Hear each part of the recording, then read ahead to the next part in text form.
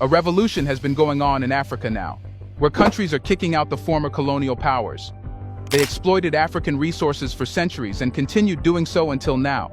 As they were shown the true place they deserved, now they started begging and requesting from Africa. Because BRICS is growing and Europe is losing partners.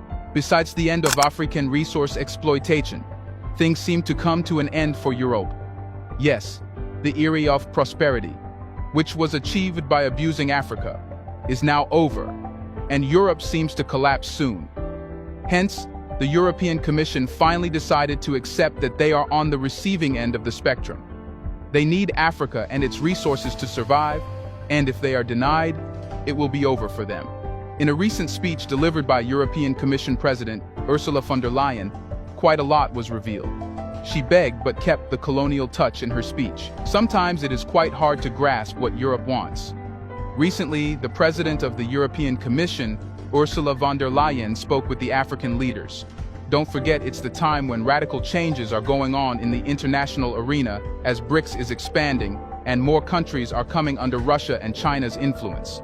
Hence, this leaves Europe with only a fraction of countries to engage with, except for Africa, which is a powerful continent with resources that can make or break the world.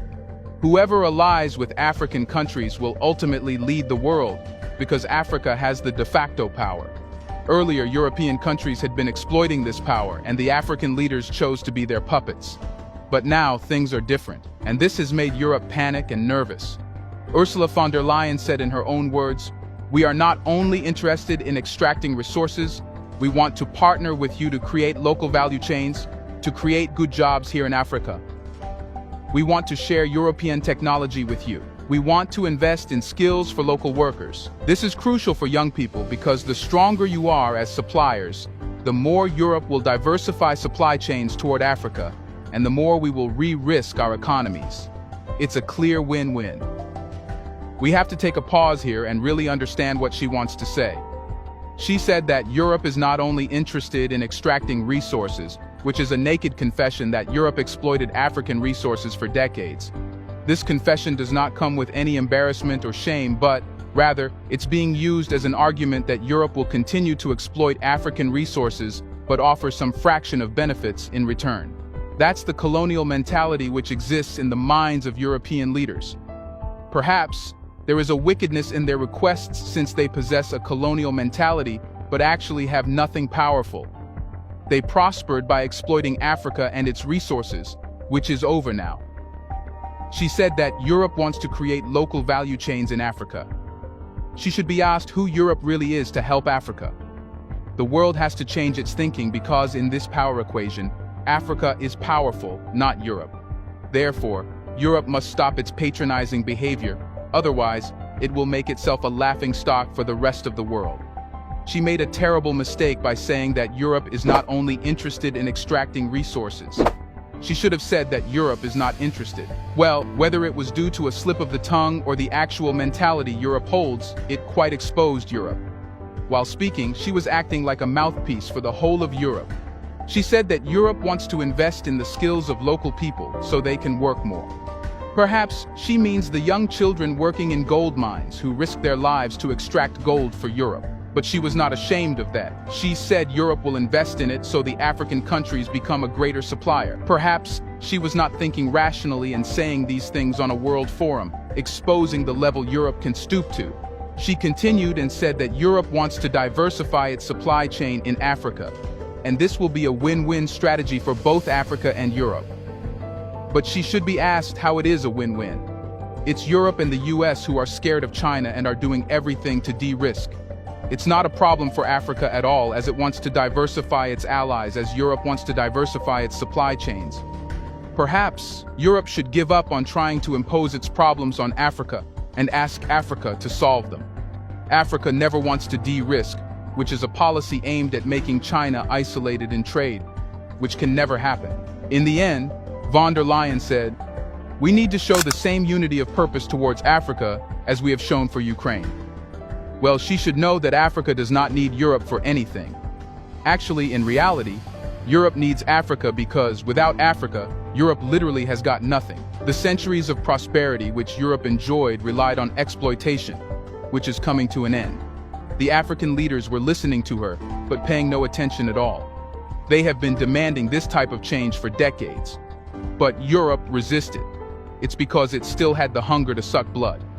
Now, as things are changing and there is a revolution going on in Africa, Europe is trying to re-engage and come as an ally.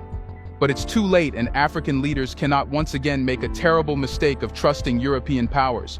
They know their history, which will now lead them to make Africa the center of the world, the point where power will concentrate. Africa has often been unjustly portrayed as a continent plagued by poverty, military dictators, authoritarian rulers, a corrupt political system, malnutrition, hunger, and mass emigration.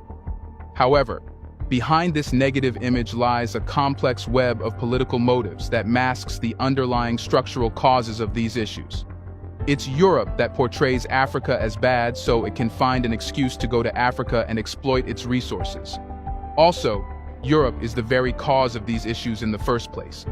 Today, portraying Africa as dark serves a dual purpose: to weaken resistance against the capitalist political economy within Africa, and to get legitimacy for interventions under the banner of democracy and human rights. During the pre-colonial era, Africa was prosperous, yet it was coping with a bigger problem than colonialism: slavery. But despite having its own communal mode of production and societal structures, Africa underwent significant changes due to shifts in the Western political economy from feudalism to capitalism. The Atlantic slave trade, spanning from 1519 to 1867, resulted in the capture and transportation of approximately 11.8 million people, with an estimated 10 million surviving to be sold in the Americas. This trade significantly depleted Africa's able-bodied workforce, particularly young men and women. Without the ravages of enslavement, the African population could have contributed positively to the continent's economic development. The slave trade provided a crucial impetus to the European capitalist classes. The private ownership of the means of production combined with free slave labor facilitated capital accumulation. The discovery of gold in Brazil led to the deliberate discouragement of gold supply from Africa, especially Ghana, to promote the slave trade. Furthermore, the slave trade resulted in the depletion of human labor for agricultural activities, leading to famine and starvation in many African regions. The reinvestment of surplus value from the slave trade played a pivotal role in the inventions and innovations that bolstered capitalism.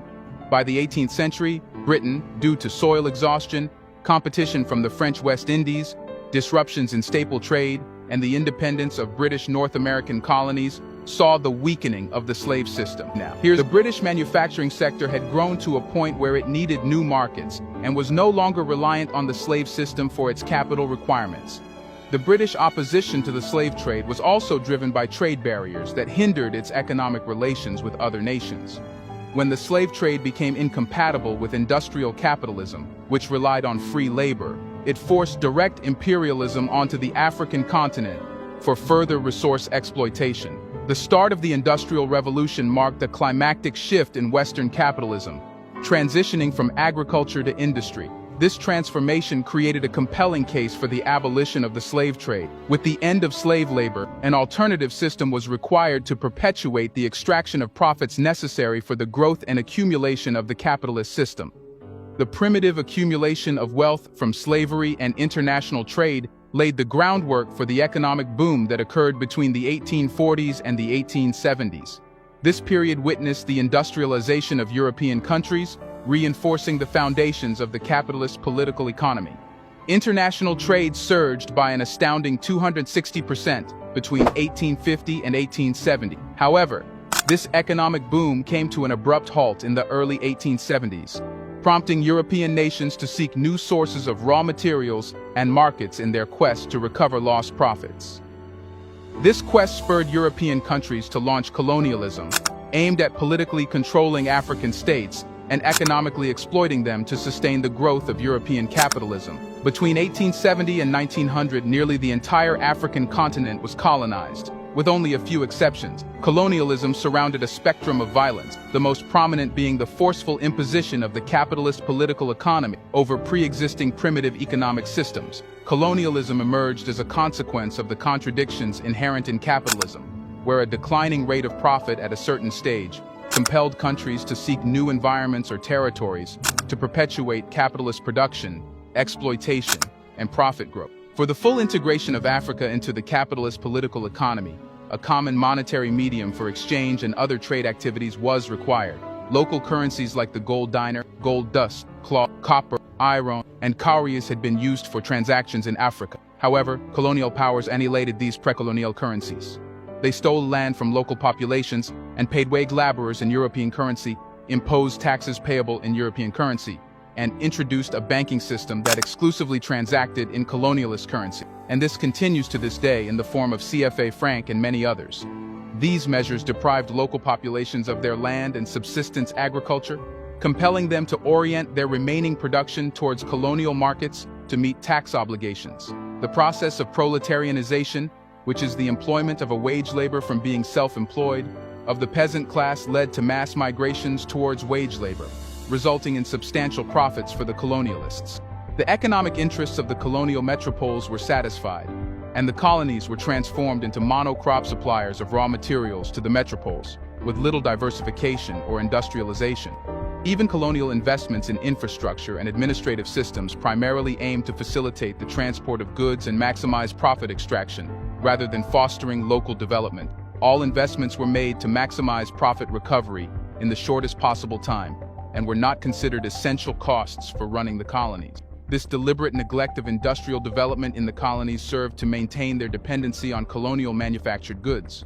African labor was ruthlessly exploited to extract the continent's abundant resources, with the resulting profits flowing into European development. Through a combination of political and military dominance and a fabricated concept of racial superiority, colonial powers maximized the exploitation of African workers. The devastating contrast in wages and working conditions between African and white workers revealed the heightened exploitation of Africans. The shift towards cash crops for the market economy compelled the majority of Africans to abandon subsistence agriculture, leading to widespread hunger and famine across the continent.